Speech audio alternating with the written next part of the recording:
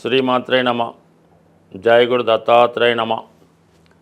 ఈ వీడియోలో మనం 2025వ సంవత్సరం మే నెల మాస ఫలితాలు కర్కాటక రాశి వారికి ఏ విధంగా ఉంటాయి అని పరిశీలించినప్పుడు, ఈ కర్కాటక రాశి వారికి ఈ మే నెల మొదటి 15 రోజులు అద్భుతమైనటువంటి యోగాలు ఏర్పడడం జరిగింది. అందులో ముఖ్యంగా రవి, ధనాధిపతిగా రవి ఉచ్చస్థానంలో ఉండడం వల్ల మీ కుటుంబంలో ఒకరికి హోదా పెరుగుతుంది. వృత్తిలో మీరు చాలా కఠినంగా నిజాయితీగా వ్యవహరించడం జరుగుతుంది. అలాగే అదనపు హోదా, బాధ్యతలు లభించే అవకాశం ఉంది. అంటే దశమంలో రవి దిగ్బలుడై ఉచ్చస్థితిలో ఉండడం వల్ల ప్రభుత్వ ఉద్యోగం కొరకు ప్రయత్నం చేస్తున్న వారికి కానీ, ఏదైనా ప్రభుత్వ పదవి కొరకు ప్రయత్నం చేస్తున్న వారికి ఈ గ్రహస్థితి చాలా అనుకూలంగా ఉండడం జరుగుతూ ఉంటుంది. అలాగే పదవిలో ఉన్నటువంటి అధికారులకి, నాయకులకి కూడా ఒక మంచి నేమ్ రావడం, మరి మంచి గుర్తింపుతో కూడినటువంటి విజయాలు కూడా వచ్చే అవకాశం ఉన్నది. దాని తర్వాత ఇంకా మే 15 తర్వాత 11లోకి వచ్చినప్పుడు దాని ఫలితం ఆర్థిక పరంగా చాలా విశేషంగా ఉండడం జరుగుతుంది. అంటే ప్రభుత్వ పథకాలు అనుకూలంగా వస్తాయి, ప్రభుత్వ ఆదాయం వస్తుంది, ప్రభుత్వ అధికారులు, రాజకీయ నాయకులు మీకు సహకరిస్తారు. తండ్రి గారు లేదంటే మీ యొక్క కుమారుడు మీ యొక్క అభివృద్ధికి సహాయపడే అవకాశం ఉంది. మొత్తం మీద అటు ఇటు కూడా నెల మొత్తం మీద రవి బలం చాలా అనుకూలంగా ఉంది. అయితే కేవలం ఇంకొక 15 రోజులు మాత్రమే ఈ కర్కాటక రాశి వారికి గురువు ఏకాదశ స్థానంలో ఉంటాడు. అంటే ఏకాదశ స్థానం అన్నది మరి 3, 7, 11 కామత్రికోణం, అలాగే పంచమాన్ని వీక్షించడం, ఇవన్నీ కూడా జాతకుడికి చాలా వరకు అన్ని విధాల అటు సంతాన విషయంలో కానీ, ధన విషయంలో కానీ అనుకూలంగా ఈ గ్రహం ఉండడం జరిగింది. ఇంకా ఒక 15 రోజుల పాటు మీకేవైనా మీ పిల్లల యొక్క సీటు కొరకు కానీ, వారి యొక్క వివాహం కొరకు కానీ, లేదా మీకు ఏదన్నా రుణ ప్రయత్నం, షష్టాధిపతిగా రుణ ప్రయత్నం చేయాలన్నా, భాగ్యాధిపతిగా విదేశానికి సంబంధించిన వ్యవహారాలు, వీసా, పాస్పోర్ట్ లాంటివి ఏమన్నా ట్రై చేసుకోవాలన్నా ఈ 15వ తారీఖులోగా పూర్తి చేసుకుంటే మీకు చాలా సులువుగా ఆ పనులు పూర్తి అవ్వడం జరుగుతూ ఉంటుంది. ఇక మే 15 తర్వాత 12వ స్థానంలోకి గురువు రావడం ఒక విధంగా మంచిదే. దేనికి? మంచి కార్యక్రమాలు చేపట్టడానికి, పుణ్యక్షేత్రాలు దర్శించడానికి, సంతానం కొరకు ప్రయత్నం చేయడానికి, శుభకార్యాలు చేయడానికి కూడా 12వ స్థానంలో గురువు మీ చేత మంచి కార్యక్రమాలకి ధనాన్ని వెచ్చించడం జరుగుతూ ఉంటుంది. వ్యక్తిగతంగా మీరు కూడా కొంతకాలంగా ఆగిపోయినటువంటి విద్యని తిరిగి ప్రారంభించాలన్నా, విదేశం వెళ్ళడానికి కూడా, అంటే దూర ప్రాంతంలో ఉన్నటువంటి మీ పిల్లల్ని కలుసుకోవడానికో, అక్కడ ఉన్నటువంటి పుణ్యక్షేత్రాలు దర్శించడానికో గురువు మీకు మే 15 తర్వాత సహకరిస్తాడు. అంటే మే 15 వరకు ఎందుకనుకున్నామంటే ఈ 11లో ఉన్నటువంటి ఈ గురువు, 10లో ఉన్నటువంటి రవి రెండూ కలిసి మీకు మంచి ప్రభుత్వ సహకారం లభిస్తుంది. ఇక ముఖ్యంగా ఈ కర్కాటక రాశి వారికి యోగకారక కుజుడు రాశి అందే సంచరించడం అన్నది వీళ్ళకి ఒక విధమైనటువంటి ధైర్యం, సాహసం లభిస్తూ ఉంటుంది. ప్రతి పనికి ఇతరుల మీద ఆధారపడే వీరు ఇప్పుడు స్వతంత్రంగానే ఎవరి సహకారం లేకుండా వారి పనులు వారు పూర్తి చేసుకునే విధంగా మీకు ఈ కుజుడు సహకరిస్తాడు. ముఖ్యంగా ఉద్యోగ ప్రయత్నాలు ఫలించే అవకాశం ఉంది. అటు పోలీస్ డిపార్ట్మెంట్లో కానీ, ప్రభుత్వ సర్వీస్లో కానీ, అలాగే ఏదైనా పెద్ద పెద్ద ఫ్యాక్టరీల్లోనో, సంస్థల్లోనో, ఏదైనా కార్మిక సంబంధించింది అవ్వచ్చు, సెక్యూరిటీ సంబంధించింది అవ్వచ్చు, అలాగే మెడికల్ రంగం ఉన్న వాళ్ళకి ఆ రంగంలో ఉన్న మొత్తం మీద మీకు ఉపాధి అవకాశాలు పెరుగుతాయి. అలాగే మీరు మిమ్మల్ని రుజువు చేసుకునే సమయం కూడా ప్రారంభం ఉంది. అంటే మీలో ఉన్నటువంటి నాలెడ్జ్కి సరైనటువంటి గుర్తింపు రావడం జరుగుతుంది.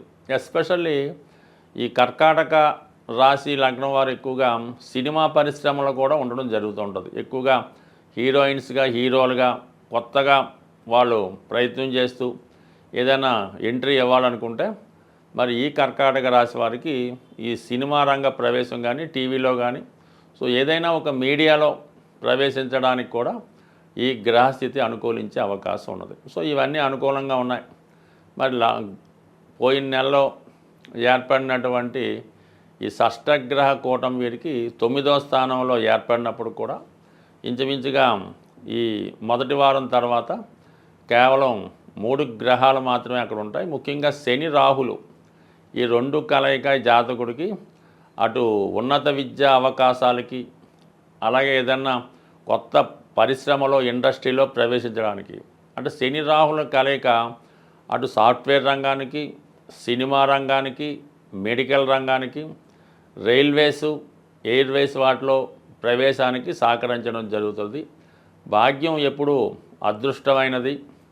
సాధారణంగా 11వ స్థానానికి 11వ స్థానం అంటే లాభస్థానం కాబట్టి భాగ్యస్థానంలో ఏ గ్రహం వచ్చినా జాతకుడికి అదృష్టాన్ని, ఆ గ్రహ కారకత్వంలో లాభాన్ని ఇవ్వడం జరుగుతూ ఉంటుంది. కాబట్టి శని ద్వారా ఉద్యోగ లాభాన్ని, రాహు వలన విదేశ వ్యవహారాలు, ఇంకా శుక్రుడు వల్ల మరి స్త్రీ లాభం అంటే మళ్ళీ వేరే అర్థం తీసుకోకుండా మరి దూరమైనటువంటి భార్యాభర్తలు కలుసుకోవడం కానీ, విదేశంలో ఉన్నటువంటి మీ యొక్క సంతానమో, తల్లిగారో, అత్తగారో మీకు సహకరించడం కానీ లభించే అవకాశం ఉంది. అలాగే వ్యక్తిగతంగా ఈ రాశిలో ఉన్నటువంటి స్త్రీలకి శుక్రుడు ఉచ్చులో ఉండడం వల్ల కంపల్సరిగా ఒక మంచి అధికార హోదా లభించే అవకాశం ఉంటుంది. గ్రహాలని, జ్యోతిష్ శాస్త్రాన్ని, గోచార ఫలితాలు నమ్ముతున్న వాళ్ళు సాధారణంగా ముఖ్యమైనటువంటి గ్రహాలు మారినప్పుడు వాటి యొక్క ప్రభావాన్ని చూపించడం జరుగుతూ ఉంటుంది. అందువలన ఏదైనా గ్రహం మారినప్పుడు ఆ గ్రహానికి సంబంధించినటువంటి పరిహారం చేసుకుంటే అది మనకి అనుకూలంగా మారడం జరుగుతూ ఉంటుంది. ఇప్పుడు ముఖ్యంగా 18 నెలలకి ఒకసారి మారే రాహుకేతువులు ఈ నెలలో మారడం జరిగింది. అయితే ఈ రాహుకేతువులే కర్మని నిర్దేశిస్తుంటాయి. అంటే గత జన్మలో మనం చేసినటువంటి పాపపుణ్యాలని ఈ జన్మలో అనుభవించే విధంగా ఇవి చేయడం జరుగుతూ ఉంటుంది. వీటినే కార్మిక్ కంట్రోల్ ప్లాంట్స్ అనడం జరిగింది.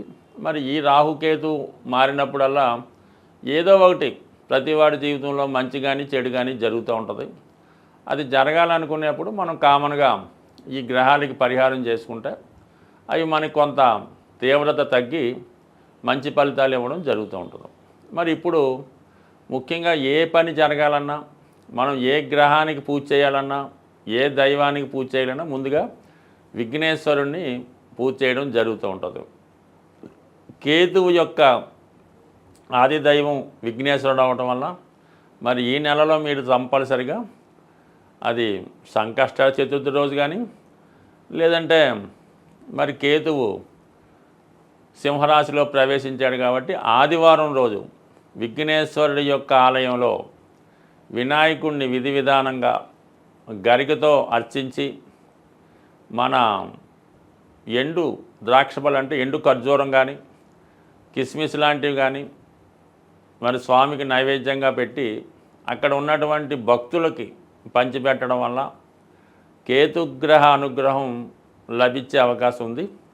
కేతుగ్రహ అనుగ్రహం కావాలంటే అంటే పోక చెక్క అని ఉంటుంది, అది కామన్గా ఈ పాన్ సంబంధించిన వాళ్ళు తెలుస్తూ ఉంటుంది. అది ఒకటి పూర్తిగా పోక చెక్క మీ యొక్క వాహనంలో పెట్టుకోవడం వల్ల కానీ, మీ యొక్క క్యాష్ బాక్స్లో పెట్టుకుంటే ప్రమాదాలు జరగకుండా అనుకూలంగా ఉంటుంది. కాబట్టి ముందుగా మీరు కంపల్సరీగా ఈ నెల 18వ తారీఖు తర్వాత ముందు చేసుకున్న తప్పులేదు, ఆదివారం రోజు విఘ్నేశ్వరునికి పూజ చేయించుకోవాలి. దాని తర్వాత రాహువు మరి కుంభరాశిలో ప్రవేశిస్తున్నాడు. అందుకని రాహు యొక్క అనుగ్రహం కోసం కనకదుర్గ అమ్మవారు శనివారం రోజు కనకదుర్గ అమ్మవారి ఆలయంలో అమ్మవారి కుంకుమర్చన చేసి ఒక నిమ్మకాయల దండ సమర్పించి 18 సార్లు ప్రదక్షిణ చేసి, వీలైతే పొలగం నైవేద్యంగా పెట్టి అమ్మవారి ప్రసాదంగా పంచిపెట్టినా పర్లేదు. వీలు లేని వారు కేవలం దర్శనం చేసుకొని 18 ప్రదక్షిణలు చేయడం వల్ల సరిపోతుంది. బట్ ఏదైనా కంపల్సరిగా ఈ శాస్త్రాన్ని నమ్ముతున్న వాళ్ళు మీరు తప్పకుండా ఈ వినాయకుడిని, అమ్మవారిని పూజించుకోండి. వీలైతే ఏదైనా ఒక శక్తి క్షేత్రాన్ని, శక్తి పీఠాన్ని దర్శించడం వల్ల ఈ రాహుకేతువుల అనుగ్రహం లభించే అవకాశం ఉంది. బట్ ఏదైనా రాహుకేతు మనకు అనుకూలంగా ఉంటే ఆటోమేటిక్గా మిగతా గ్రహాలన్నీ అనుకూలించే అవకాశం ఉంది. అందువలన కంపల్సరీగా గ్రాసాన్ని చేసుకోండి. ముఖ్యంగా సింహరాశిలోకి కేతుగ్రహ ప్రవేశం అన్నది చాలా వరకు అధికారులకి, పెద్దవారికి కొంత ఇబ్బందులు లాంటివి ఉంటుంటాయి. కాబట్టి నిరంతరం సూర్య నమస్కారం చేసుకొని, ఆదిత్య హృదయ పారాయణ చేసుకొని ఆదివారం నియమంగా ఉంటే అటు ఆరోగ్యం, ఐశ్వర్యం లభిస్తుంది. అలాగే ఇదే నెలలో గురుగ్రహం కూడా మనకి ఈ మే 15 మారడం జరుగుతుంది. గురువు ఏ భావానికి వచ్చినా ఆ భావ ఫలితాలు మనకి ఇంప్రూవ్ చేయడం జరుగుతుంటుంది. కాబట్టి గురుగ్రహ అనుగ్రహం కోసం అంటే శివుణ్ణి పూజించుకోవచ్చు, దక్షిణామూర్తిని ఆరాధించవచ్చు, దత్తాత్రేయుల వారిని ఆరాధించవచ్చు, లేదా మీ ఇష్ట దైవాన్ని పూజించవచ్చు, లేదా మీ తల్లిదండ్రుల యొక్క ఆశీర్వాదం తీసుకున్నా సరే గురుగ్రహం యొక్క అనుగ్రహం తప్పకుండా లభించే అవకాశం ఉంది.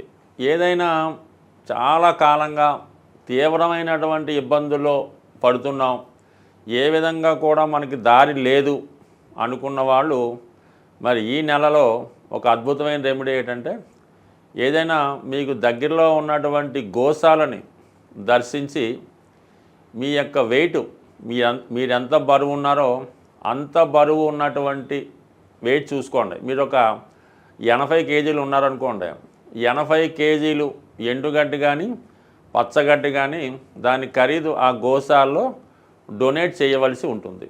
అయ్యో అంత శక్తి మనకు లేదు అనుకున్నప్పుడు దాంట్లో 8వ వంతు, అంటే మీరు 80 కేజీలు ఉంటే ఒక 10 కేజీలు పచ్చగడ్డి లేదంటే ఎండుగడ్డి ఆ గోశాలలో డొనేషన్ చేయడం వల్ల మీరు పునర్జన్మ, కొత్తగా జన్మ ఎత్తి ఎంత బాగుంటుందో అంత ఐశ్వర్యవంతంగా, అదృష్టవంతంగా ఉండే అవకాశం ఉంది.